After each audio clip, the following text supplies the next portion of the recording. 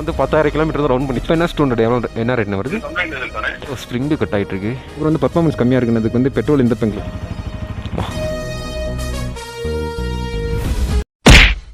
1 2 3. So welcome back to ஆளுங்க. எல்லோரும் எப்படி இருக்கீங்க? ஆக்சுவலாக பார்த்துட்டோம்னா நம்ம வண்டி வந்து நீங்கள் சர்வீஸ் விட போகிறோம். அதுக்கு வந்து 9 மணிக்கெலாம் அங்கே இருக்க மாதிரி சொன்னாங்க.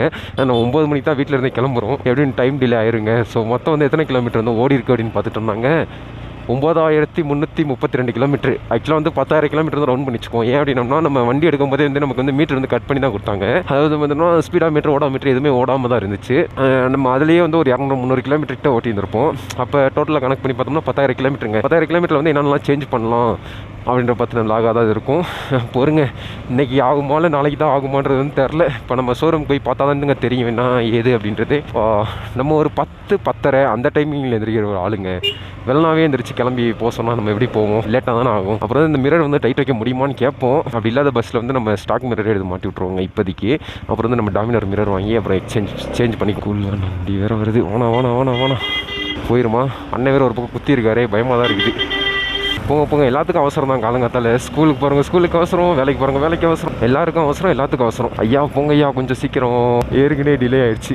நாளைக்கு வர சொல்லிடுவாங்க புதுசுக்குன்னு ஷோரூமில். ஃபியூல் வேறு இல்லைங்க. சரி ஓகே, சாயங்காலம் போட்டுக்கோம், ஈவினிங் போட்டுக்கோம். இன்றைக்கி ஈவினிங்கே வண்டி கையில் கொடுத்துருவாங்களான்னு தெரில. போய் விட்டும் போது தான் தெரியும். ஐயா குறுக்க எதுவும் வராதிங்க ஐயா, ஏற்கனவே லேட் ஆகி போச்சுங்க ஐயா. இதோ வந்துட்டோங்க. டே டாகேஸ் ஓரத்தில் போடா, ஏற்கனவே இருக்க லேட்டில் நீ வேறு லேட் ஆக்குற. நல்ல வேலைக்கு ஷோரூமே திறக்கலை. லேட்டாக போனேன். சரிங்கண்ணா. இப்போ தாண்டி சர்வீஸ்க்கு வந்தேன். கொஞ்சம் முன்னாடி கூப்பிட்டுருந்தேன்னா அங்கே இறக்கி விட்டுருந்துருப்பேன் உடனே. சரி மலி.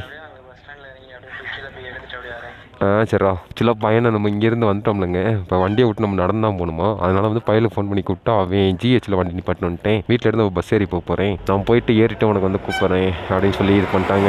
ஆக்சுவலாக நம்ம கூப்பிட மாட்டான், பையன் அப்படியே வேலைக்கு கிளம்பி போயிடுவோம். காத்திருந்து நான் தான் லேட்டுன்னு நினச்சேன். ஆனால் என்னோட லேட்டாக இருக்கீங்கப்பா நீங்கள். இல்லைங்க, ஒரு டைம்லாம் 9 மணிக்கு வந்துட்டேன். வந்தோடனே வந்து அவருங்க என்ன சொல்லிட்டாங்கன்னா, இல்லைங்க வண்டியில் எடுத்து முடிச்சிட்டோம், நீங்கள் வந்து நாளைக்கு கொண்டு வந்து விட்ருங்க. இல்லைனா நான் நாளை கழிச்சு ஊருக்கு போகிறேன், எனக்கு வந்து நீங்கள் வண்டி கண்டிப்பாக வேணும் அப்படின்றதுக்கு கொஞ்சம் பார்த்தாங்கண்ணா அப்படின்றதுக்கு, இல்லைப்பா நாளைக்கு வாங்க, நம்ம நாளை கழிச்சு தான் நீங்கள் ஊருக்கு போகிறீங்க, நாளைக்கு வந்து உங்களுக்கு நான் வண்டி கொடுத்துட்றேன், ஈவினிங்கே கொடுத்துட்றேன் அப்படின்னு சொல்லி இது பண்ணிட்டாப்ல. ஓகேங்க. ஸோ இங்கேருந்து நம்ம நடந்தான் போகணும், ஒன்றும் பிரச்சனையே கிடையாது, நடந்தே போயிடும். நீ ஷோரூம் இருக்குமா? ஷோரூம்காரங்க வந்து லேட்டாக இல்லை, நீ ஷோரூமே லீவா? அண்ணா நம்பர் இருக்குது, ஃபோன் பண்ணி பேசாட்டி கேட்டுருவோமா? சப்போஸ் லீவ் ஆக்கி நடந்தால் என்னங்க பண்ணுறது? பொருங்க கேட்டு பார்ப்போம். ஹலோ அண்ணா, இன்றைக்கி ஷோரூம் இருக்குல்லங்கண்ணா? அண்ணா சரிங்க அண்ணா, இந்த வண்டி சர்வீஸ் ஒன்று இந்த வெளியே தான் இருக்கேன். அண்ணா இன்னும் கேட்டேன். அண்ணா ஆமாங்கண்ணா. ஆனால் இது பெய்டு சர்வீஸ் தாங்கண்ணே. இது 5வது சர்வீஸ்னு நினைக்கிறேண்ணே. அண்ணே நம்ம இது 9300 கிலோமீட்டர், அதாவது 10,000 கிலோமீட்டர் கிட்ட ஓடிச்சுண்ணே. அண்ணே கம்ப்ளைண்ட்லாம் இல்லைண்ணே. ஒரு 3 ஸ்பார்க் ப்ளக்கு, ஆயில் இது ஏர் ஃபில்ட்ரு அதெல்லாம் சேஞ்ச் பண்ணேன். அண்ணே ஓகேங்கண்ணே. அப்புறம் இந்த பேக் பிரேக் இல்லைங்கண்ணா, அது வந்து ஒரு மாதிரி கொஞ்சம் மிதிக்கும் போது எப்படின்னா கொஞ்சம் லூஸாக இருக்க மாதிரி இருக்குதுங்கண்ணே, ஒரு மாதிரி ஆடுதுங்கண்ணே ரொம்ப. ஓகேங்கண்ணே. சரி இந்த கறிகளில் கொடுத்துட்டு போகிறேங்கண்ணே. சரி அண்ணா. இல்லைங்கண்ணே அண்ணே. சரிங்கண்ணே. அண்ணா இந்த நான் எப்படி இன்னைக்கு பார்த்து ஈவினிங் கூட நான் போட்டுக்கிறேங்கண்ணே. ஓகேங்கண்ணே. நல்ல அவர் நம்பரில் ஓனர் நம்பர் இருந்துச்சு, அவர்கிட்ட தான். ஒரே சரி ஓனர் நம்பர் இருந்துச்சு, அதான் கேட்டேண்ணா. பக்கத்தில் சாவி கொண்டு போக சொன்னாங்க. ஆனால் இது சாவி மட்டும் பக்கத்தில் இருந்து வந்து வாங்கிக்கிறாங்க. ஸோ வந்து விட்டுட்டு போங்க, நான் வந்து பக்கத்தில் வந்து வாங்கிக்கிறேன் அப்படின்ட்டாரு. அதனால் வந்து நம்ம ஈவினிங் வண்டி எடுக்கும்போது வந்து உங்களுக்கு கண்டினியூ பண்ணுறீங்க என்ன ஏது அப்படின்றத. ஸோ ஓகேங்க, நம்மளோட வண்டி வந்து ரெடி ஆகிடுச்சாமா. ஷோரூம்லேருந்து நம்ம கால் பண்ணியிருந்தாங்க. ப்ளஸ் வண்டி எடுக்க தாங்க போயிட்டுருக்கோம். இது யாருதுன்னு பார்த்தோம்னா நம்ம ஸ்கூட்டி தான். வேறு யார் ஸ்கூட்டி? நான் ஒரு சைடாக இழுத்துட்டு போகுது. வெயிட் வேறு இல்லைங்க 2 பக்கமும், அதனால் கீழே இழுத்துட்டு போகலாம். சப்போஸ் நமக்கு தெரிஞ்சு ஆக்சுவலாக வந்து என்னென்னலாம் மாற்ற சொன்னேன் அப்படின்னு பார்த்தோம்னா, ஸ்பார்க் ப்ளக்கும் ஏர் ஃபில்டர் மாற்றிட்டு ஆயில் சர்வீஸ் பண்ணிடுங்க அப்படின்ற மாதிரி சொல்லியிருந்தேன். பட் அண்ணா வந்து என்ன சொன்னாங்க அப்படின்னா 15,000 கிலோமீட்டர் 20,000 கிலோமீட்டர் வரைக்கும் ஓட்டலாங்க ஸ்பார்க் ப்ளக்கை போட்டு அப்படின்ற மாதிரி சொல்லிட்டாரு. இல்லைனா பர்ஃபார்மன்ஸ் கொஞ்சம் கம்மியான மாதிரி எனக்கு ஃபீல் ஆகுது, அதனால தான் மாற்ற சொல்கிறேன் இதெல்லாம் அப்படின்னு சொல்லி சொன்னேன். அது ஒன்றும் பிரச்சனை இல்லைங்க, ஒரு 15,000 கிலோமீட்டர் வந்து மாற்றிக்கலாங்க. இன்னும் ஒரு 2 சர்வீஸ் முடிச்சக்கப்புறம் கூட மாற்றிக்கலாம், அதெல்லாம் லைஃப் இருக்குது. நான் வந்து ஸ்பார்க் ப்ளக் வந்து க்ளீன் பண்ணி போட்டுறேன், அது வந்து உங்களுக்கு நல்லா இதாகும். ஏர் ஃபில்டருமே க்ளீன் பண்ணி போட்டுறேன், அப்புறம் மாற்றிக்குவோம் புதுசு நம்ம ஒரு 500 கிலோமீட்டரில் அப்படின்ற மாதிரி சொன்னார். அதுக்கப்புறம் வந்து பர்ஃபார்மன்ஸ் கம்மியாக இருக்குனதுக்கு வந்து பெட்ரோல் இந்த பங்கில் போகிறீங்க அப்படின்னு. கொடைக்கானல் இருக்கிறதே மொத்தம் 3 பங்க் தான். அதில் வந்து ஒரு அந்த பங்கில் வந்து போட்டோம் அப்படின்னோம்னா கொஞ்சம் செட் ஆகாத மாதிரி சொன்னாங்க. அப்புறம் வந்து நார்மல் பெட்ரோல் யூஸ் பண்ணாதீங்க, ஸ்பீடு போடுங்க அப்படின்ற மாதிரி சொன்னாங்க. எப்பயுமே ஸ்பீட் அடிக்க முடியாதுங்க நம்மளால். ஒரு 2 ரூபா 3 ரூபா தான் ஜாஸ்தி, பட் இருந்தாலுமே எப்பயுமே நம்மளால் ஸ்பீடு வந்து இது பண்ண முடியல, போட முடியல. அப்புறம் வந்து பர்ஃபார்மன்ஸ் ஆயில்ன்றது சொல்லிட்டு ஏதோ பஜாஜில் இருந்து புதுசாக லான்ச் பண்ணியிருக்காங்களாம். அது நான் உங்களுக்கு வந்து இன்ஜின் ஆயில் மாற்றும் போது வந்து ஊற்றி விட்றேன், நீங்கள் வந்து பர்ஃபார்மன்ஸ் பர்ஃபார்மன்ஸ் பாருங்கள் எப்படி இருக்குது அப்படின்ற மாதிரி சொன்னாங்க. அதுக்கப்புறம் தாங்க அதுக்கப்புறம் வந்து ஒரு பிரேக்கில் வந்து நான் சொன்னேங்க, பிரேக் மிதிக்கும் போது வந்து ஒரு மாதிரி இருக்குண்ணே, அந்த இப்படி ஒரு கான்ஃபிடென்ட் இல்லாத மாதிரி இருக்குது அப்படின்ற மாதிரி சொன்னேன், ஆடுற மாதிரி இருக்குது அப்படின்ட்டு. அதுவுமே நான் பார்த்துட்டேன் அப்படின்ற மாதிரி தான் சொன்னாங்க. இப்போ நம்ம போய் ஓட்டி பார்த்தா தான் தெரியும் வாங்கி பார்த்துட்டாங்களா இல்லையா அப்படின்றது. ஸோ மார்னிங் டயத்துலையும் பிஸினா ஈவினிங் டயத்தில் அதுக்கு மேலே பிஸியாக இருக்குதுங்க. இப்போதைக்கு வந்து மாற்ற வேணாம் அப்படின்ட்டாங்க. பட் ஏன் அப்படி சொல்கிறாங்கன்னு தெரியல. இப்போ வந்து வண்டி நல்லா நம்ம வச்சிருக்கணும் அப்படின்னு நினச்சோம்னா அவங்க சொல்கிற கிலோமீட்டரோட கொஞ்சம் முன்னாடியே எல்லாத்தையும் சேஞ்ச் பண்ணால் தான் உண்டு. பட் ஆனால் அவங்க சேஞ்ச் பண்ண விட மாட்டேங்கிறாங்க, ஏன் அப்படின்றது வந்து தெரில. பட் வந்து ஓகே, அவங்களுக்கு தெரியும் மெக்கானிக் தான், பட் நல்லா தெரிஞ்சாங்க தான் எல்லாம், அதனால் ஒன்றும் பிரச்சனையே கிடையாதுங்க. ஸோ நம்ம வந்து ஓட்டி பார்ப்போம், பர்ஃபார்மன்ஸ் எப்படி இருக்குன்றது பார்ப்போம். இல்லைனா நெக்ஸ்ட் சர்வீஸில் கூட நம்ம கரெக்ட் பண்ணிக்குவோங்க அதை. ஐயா ஒலி கொடுத்துட்டேயா, வலிங்கய்யா வலி. என்னென்ன வண்டி கழிட்டு வந்தீங்களா? இங்கிட்டு வாங்க. ஆக்சுவலாக ஏன் எனக்கு வந்து ஆர்ன் அடிச்சேன். நாங்கள் அண்ணன் வந்து பின்னாடி என்ன நினச்சிருக்காருன்னா, ஒலி கூடு சிங்கம் வலி தரும் அப்படின்னு சொல்லி எழுதி வச்சிருந்தாரு. அதனால தான் அண்ணன் வண்டியை பார்த்தோன்னே ஓரத்தில் போய் நின்று பின்னாடி போய் ஆர்ன் அடிக்க ஆரம்பிச்சிட்டோம். அதாவது வந்து ஒரு சில பேருக்கு புரியாமல் இருந்திருக்கும், ஏன்டா அவனுக்கு இப்படி பண்ணுறானுங்க அப்படின்ற மாதிரி யோசிச்சு வந்துருப்பீங்க. நின்றுட்டு இருக்க வண்டிகிட்ட பின்னாடி போய் அவர் வந்து எழுதி வச்சிருக்காருங்க, ஒலி கூடு சிங்கம் வலி தரும் அப்படின்ட்டு. அதனால தான் பின்னாடி போய் ஆர்ன் அழுத்தணும். ஓகே, டைம் எத்தனை ஆச்சுன்னு பார்த்தோம்னா 4:30 பக்கம் இருக்கும்னு நினைக்கிறேங்க. பட் சரியாக தெரில. நம்ம என்டார்க்கில் மணி எத்தனை காட்டுதுன்னா 7:48 காட்டுது. அது பிரேக் வந்து மாற்றிருக்காங்களா என்னன்றது தெரிலங்க. ஸோ பிரேக் மாற்ற சொல்லலாம். அந்த பிரேக் வந்து அந்த ஒரு இஷ்யூ இருந்துச்சு, அது வந்துட்டு மட்டும் பார்த்துருங்க அப்படின்னு சொல்லியிருந்தேன். இதோ நம்ம ஷோரூம் பக்கத்தில் வந்தாச்சுங்க. எங்கே இருக்குது என்னடா காலை நிப்பாட்டிட்டு, காலைல இங்கேத்துக்கு நிப்பாட்டி போயிருந்தோமா?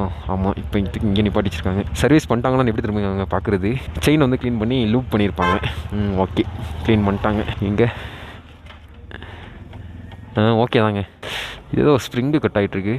ஓகே, டேஞ்சர் லைட் ஸ்ப்ரிங் வந்து கட் ஆகிருக்குன்னா அது மாட்டாமல் வச்சுருக்காங்க. அது எதில் மாட்டுறதுன்னு தெரியலையே. பூரா அந்த அண்ணாவை வந்து மாட்ட சொல்லுவோம். இதோ தெரியுதா ஆடிட்டு இருக்கா. பட் அது மட்டும் பார்க்கணும். இந்த மிரரு எங்க இது சொல்லவே இல்லைங்க அந்த அண்ணன்ட்ட, மிரர் இப்படி இருக்குதுன்ட்டு. அப்புறம் அது இருக்கணும்டா, திரும்பாமலே இருக்கணும்டா, அதான நமக்கு நல்லது. ஆக்சுவலாக இந்த மிரர் வந்து பார்த்தோம்னா தொங்கிட்டே இருந்திருக்கும். சின்ன பசங்க ஆட்டி வேணாம் விட்டுரு, அது கூட நம்ம பார்த்துக்கோம். அது பரவாயில்லைங்க, சரி பண்ணி வச்சுட்டாரு. நான் கூட மிரரை கழட்டிட்டு ஒரு ஸ்டாக் மிரர் மாட்டிடலான்னு சொல்லி நினச்சேன். பட் பரவாயில்ல. ஆனால் இது என்ன ஸ்டோன் இருந்தேன் எங்கேப்பா, நம்ம சாவியை காணோம். சாவி இந்த சாவி தாங்க. நம்மளை ஓட்டி பார்க்க சொல்லியிருக்காங்க. ஸோ பாருங்க, ஓட்டி பார்த்துட்டு வரும். ஓகே தாங்க, சூப்பர். எனக்கு லைக் ஆனதே இந்த மிரர் விஷயம் தாங்க. இந்த மிரர் விஷயத்தில் தான் நான் சொல்லணும்னு நினச்சேன், நான் சொல்லலை. பட் இருந்தாலுமே அதையே இது பண்ணிட்டாங்க. உள்ளே போடாடி.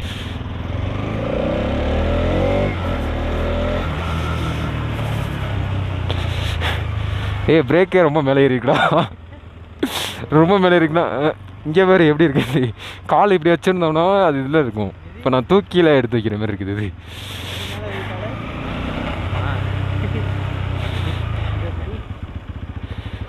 பிரேக் ஓகே தான். வந்து நான் பழகுனது வேறு, இப்போ பழகுறது வந்து நான் கொஞ்சம் வேறுனா வந்து இப்படி ரெண்டுமே ஈவனாக இருக்குமா. காலத்துக்கு நான் இப்படி வச்சிடலாம், கரெக்டாக வச்சிடலாம். இப்போ வந்து அப்படி வைக்க முடியாது. இப்போ வந்து நான் பிரேக் லைட்டு மிதிச்சிட்டு இருக்க மாதிரி இருக்கும். இங்கே ஐயா அந்த பிரேக்குக்கும் நமக்கு தான் ஐயா கொஞ்சம் இதாக இருக்குது. எல்லா பிரேக்கும் அப்படி தான் இருக்குமாடா. அப்புறம் அவர் என்ன ஸ்டூண்டர் எடுத்து அதோட பிரேக் எப்படி இருக்குன்னு அதை பார்க்கண்டா. கிளச்சு கொஞ்சம் இது பண்ணி வச்சிருக்காரு, டைட் பண்ணி கொஞ்சம் லூஸ் பண்ணி வச்சிருக்காரு. ரொம்ப டைட்டாக இருக்கும், முனியில் இருக்கும் நம்ம கிளச்சு, கொஞ்சம் பாதியிலே இருக்குது. பட் இந்த பிரேக் மட்டும் தான் என்ன கதைன்னு தெரில எனக்கு. சாக்ரிஃபைஸனே ஆக மாட்டேங்குதுங்க இந்த பிரேக். வண்டி அவ்வளோ ஸ்மூத்னஸாகவும் எனக்கு ஃபீல் ஆகலை. ஆனால் ரொம்ப மேலே இருக்க மாதிரி இருக்குண்ணே. இப்படி காலத்துக்கு வச்சாலே அதே அமுங்குதுண்ணே. அந்த ஃபீலில் தான் இருக்குமாண்ணே. சொன்ன மாதிரி தான் இருக்குமா? சரிங்கண்ணே. சரிங்கண்ணே. அதான் இந்த இதில் வச்சு ஓட்டி பாருங்கள், உங்களுக்கு செட் ஆகலை அப்படின்னா திரும்பி இறக்கலான்ட்டாரு. இப்போ என்ன ஸ்டூண்டட் என்ன ரேட்னு வருது? 178. ஓகே, 210 என்னன்னு பரவாயில்லைங்க. சரி, 2 3 4 5 இந்த வரேன். சரிங்கண்ணே. சரிங்கண்ணே.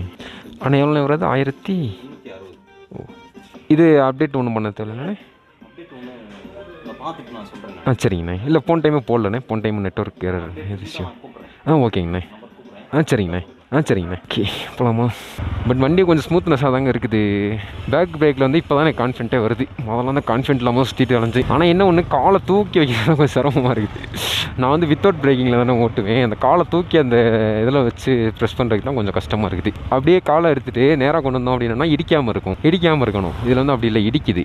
1360 தான் இருக்குது. எப்படி ஸ்பார்க் ப்ளக்கு ஏர் ஃபில்டராக மாற்றிருந்தோம் அப்படின்னா இன்னும் கொஞ்சம் கஷ்டம் ஆயிருந்திருக்கும். பட் ஆனால் இப்போயே ஓரளவுக்கு ப்ராப்ளமாக தான் இருக்குது. பொறுங்க வரேன்.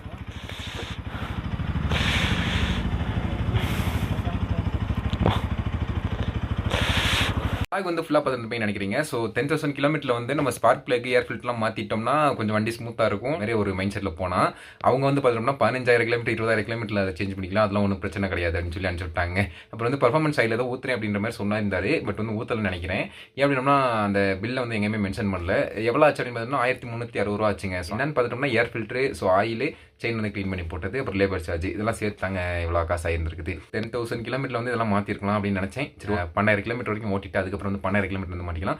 ஸோ நம்ம சேனலுக்கு இப்போ தான் புதுசாக வரீங்கன்னா மறக்காம சப்ஸ்கிரைப் பண்ணி தட்டி வச்சுக்கோங்க. ஸோ நெக்ஸ்ட் வந்து ரைடுக்கு வந்து தாறுமாறாக வந்து கிளம்பிட்டு இருக்கோம். உங்கள் அன்பு அதில் வந்து கிள்ளி தரமாக அள்ளி அப்புங்க.